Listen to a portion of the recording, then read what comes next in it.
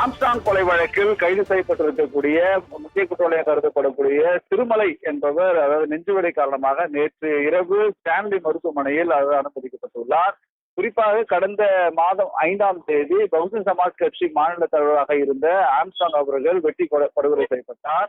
இந்த கொலை வழக்கில் முக்கிய குற்றவாளியாக திருமலை பார்க்கப்படுகிறார். ஏனென்றால் 1 மாத காலமாகவே ஆம்ஸ்டாங் அவர்களை பின்தொடர்ந்து நோட்டமிட்டு அதாவது அவர் குறித்ததான தகவலை சேகரித்தவர் திருமலை என கூறப்படுகிறது.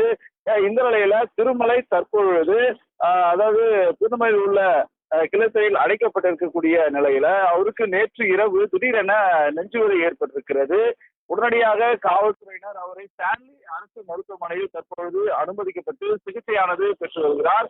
இதுவரை ஆம்ஸ்டாங் கொலை வழக்கில் 28 நபர்கள் கைது செய்யப்பட்டிருக்கின்றனர். இதில் திருவனடம் என்பவர் என்கவுண்டர் செய்யப்பட்டிருக்கக்கூடிய நிலையில தற்பொழுது திருமலை என்பவர் நெஞ்சுவலி காரணமாக ஸ்டான்லி அரசு மருத்துவமனையில் அனுமதிக்கப்பட்டிருப்பது குறிப்பிடத்தக்கது.